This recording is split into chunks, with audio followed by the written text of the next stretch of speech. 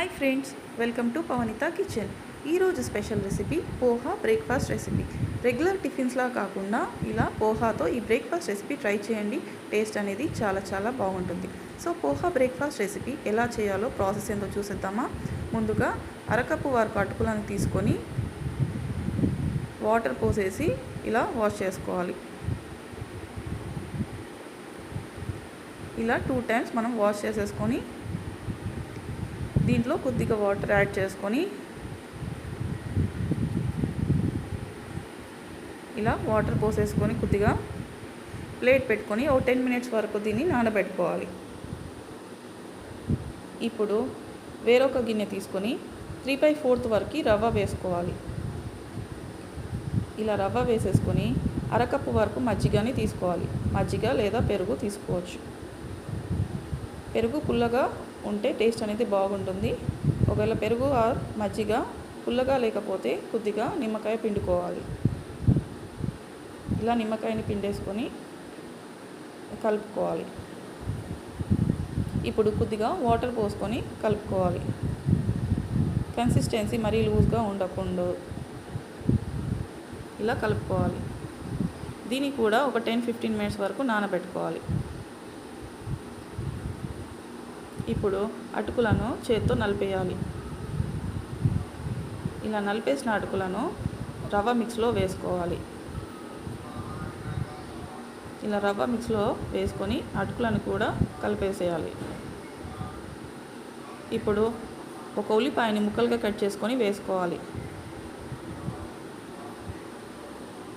అలాగే 2 పచ్చిమిర్చిని కూడా కట్ చేసుకొని వేసుకోవాలి. అలాగే 1/2 కప్పు వరకు క్యారెట్ తురుము వేసుకోవాలి. అరకప్పు వరకు క్యాబేజీని వేసుకోవాలి. అలాగే కరివేపాకు కొద్దిగా, కొత్తిమీర కొద్దిగా వేసుకోవాలి. క్యారెట్ తురుము, క్యాబేజ్ తురుము, కరివేపాకు, కొత్తిమీర ఇవన్నీ కూడా బాగా మిక్స్ అయ్యేలా కలుపుకోవాలి. ఇప్పుడు 1/2 టేబుల్ స్పూన్ జీలకర్ర వేసుకోవాలి. రుచికి సరిపడా ఉప్పు వేసుకోవాలి. 1/2 టేబుల్ స్పూన్ కారం వేసేసుకొని బాగా కలిపేయాలి.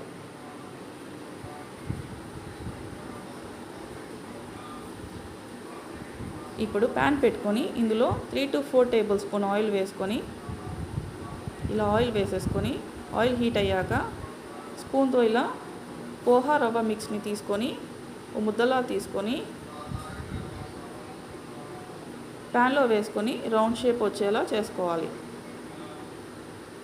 ఇలా రౌండ్ షేప్ చేసుకోవాలి.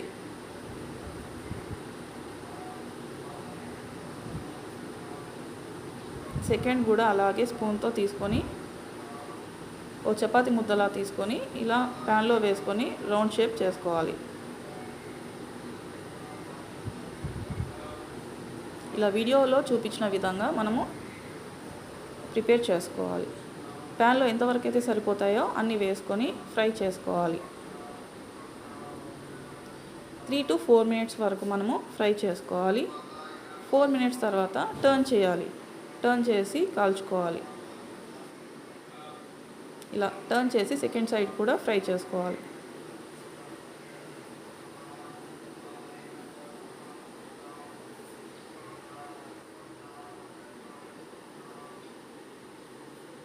ఈవినింగ్ స్నాక్స్గా కూడా ఇవి బాగుంటాయి. ఇలా టర్న్ చేస్తూ 2 సైడ్స్ టర్న్ చేస్తూ కాల్చుకోవాలి. గోల్డెన్ కలర్ వచ్చేంత వరకు కూడా మనము ఫ్రై చేసుకోవాలి.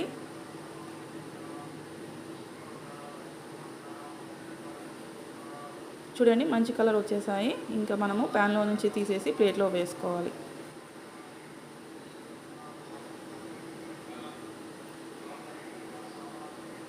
ఈ పోహా బ్రేక్ఫాస్ట్ రెసిపీ ఒకసారి ప్రిపేర్ చేస్తే ఎప్పుడు ఇదే చేసుకోవాలనిపిస్తుంది. అంత టేస్ట్ బాగుంటుంది. సో రిమైనింగ్ పోహా కూడా అలానే వేసుకోవాలి. రౌండ్ షేప్లో వచ్చే వరకు వేసుకోవాలి. ప్యాన్లో ఎంతవరకు సరిపోతే అన్నీ వేసేసుకొని ప్రిపేర్ చేసుకోవాలి.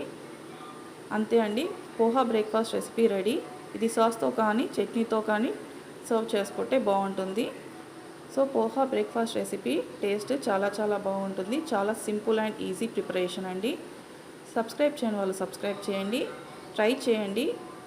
ఫీడ్బ్యాక్ కామెంట్ సెక్షన్లో ఇవ్వండి. Thank you.